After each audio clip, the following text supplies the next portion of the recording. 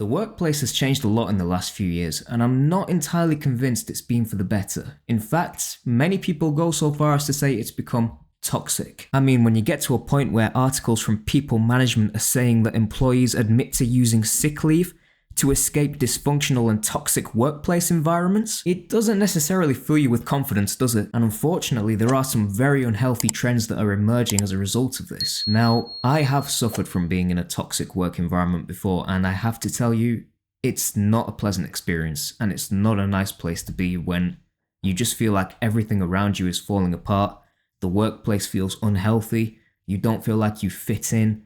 There's a lot of different factors at play that just make you feel really uneasy in that environment. And one of the reasons I felt so uneasy in my old workplace was because of the level of dishonesty amongst all the staff members. Unfortunately, this appears to have become so common now, it's becoming more and more difficult to find employers that are acting with a small smudge of integrity over these last few years. And unfortunately, this level of deceit appears to be hitting the younger generation the hardest. Just have a listen to this. This was published by the BBC.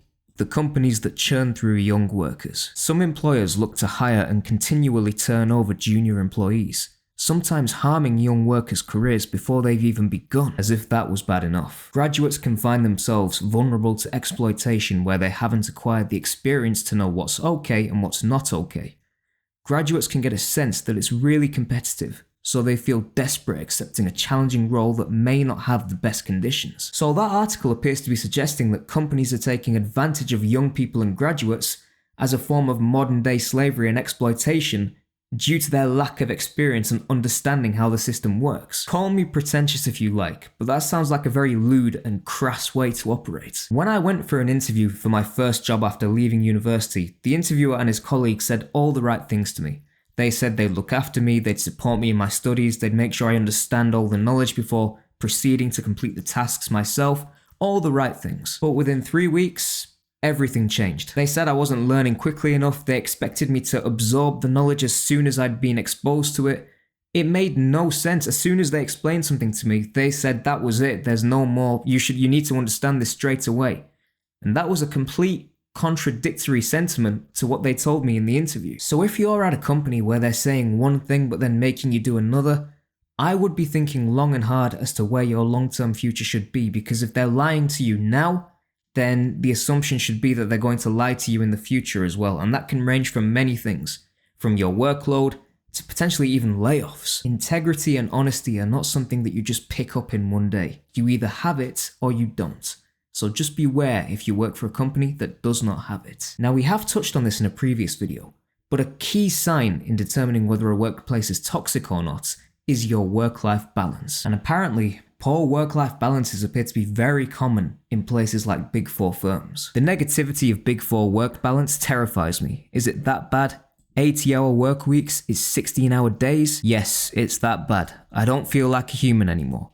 Anxiety about getting all my work done in time is my personality now. The managers that say you work too much are the same ones giving you too much work for an average person to complete. That kind of toxic environment really sets you back in terms of your own personal life. And work-life balance is a term that gets thrown around rather loosely and generally. But in this particular scenario, my word. Listen, I'm all for targets and expectations being put in place, that's fine. You know, standards have to be maintained.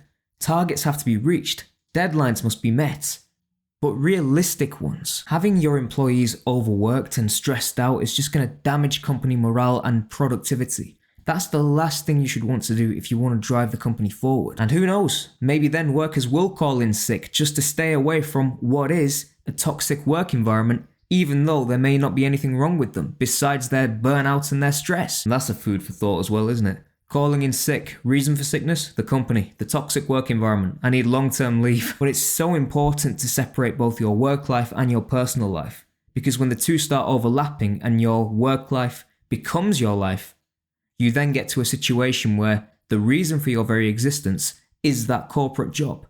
And that is an extremely unhealthy position to be in. Also, we could not make this video without mentioning the scenario of dealing with a toxic boss. Oh man, this is a very interesting one, isn't it? A toxic boss.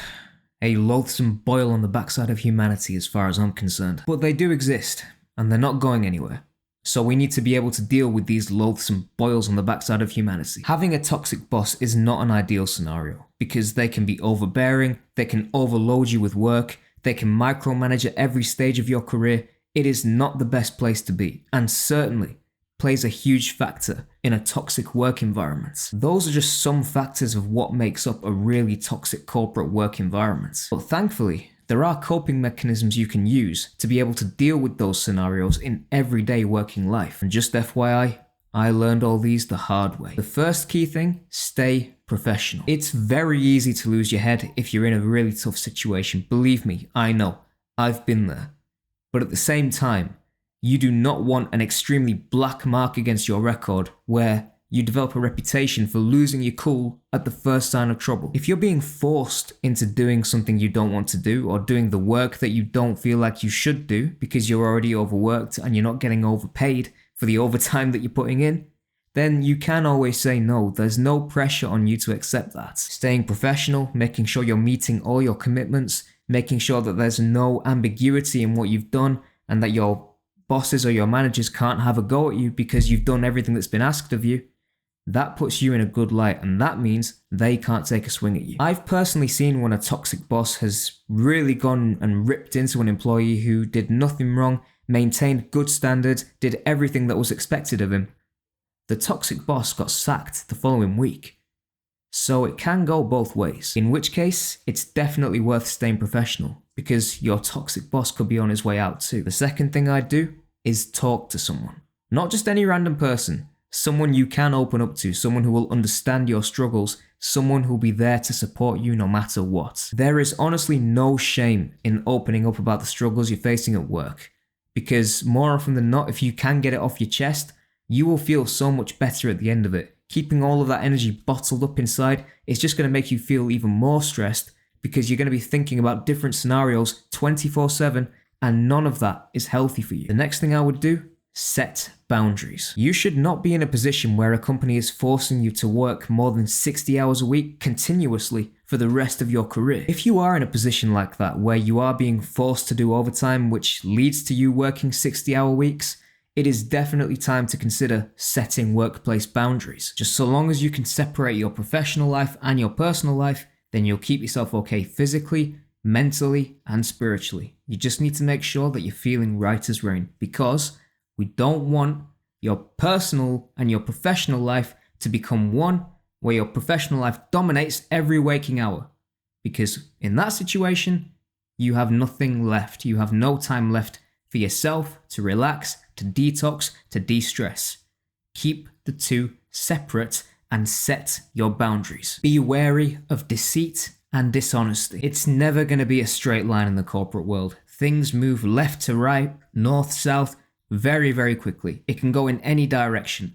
1 minute you could be on a straight path where everything seems rosy, everything seems perfect, and all of a sudden you can get mixed messages from those higher up saying you should do one thing, but then they go and do the other thing. So just be cautious and wary of what they may tell you and whether or not they're selling you a damp squib, because if they are, as mentioned before, there's a very real chance they could lie to you about pay packets, they could lie to you about what department you're working in, lie to you about your workload, or even lie to you about your employment status, because who knows?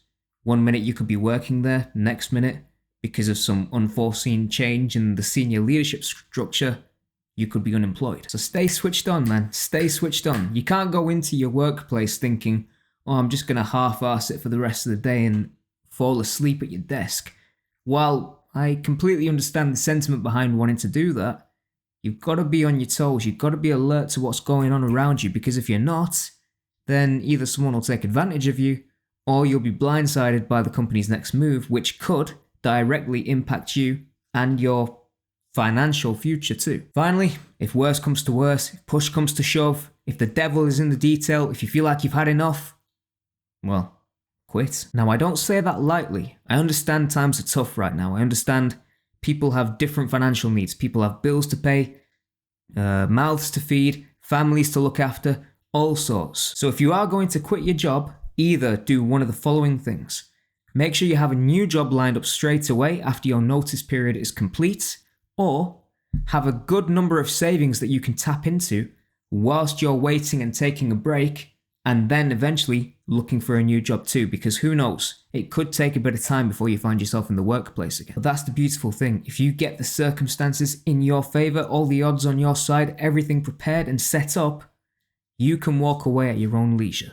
And you can leave the job, this toxic workplace, and find yourself a place where you are valued, where you are respected, and above all, where you have that balance and that smile on your face whilst you're going into work every day. And there we have it. Those are my insights, my own personal experiences, and my own tips on how to deal with a toxic workplace environment. These type of workplaces do seem to be on the rise, so as the workforce, it's within our own power to try and put a change to it and make sure we can cope with whatever rubbish they may throw at us. I do speak from personal experience when making this video. I've been in a toxic workplace environment. I've hated when I've been overloaded with work that either is not in my job description or I haven't got the foggiest idea how to do.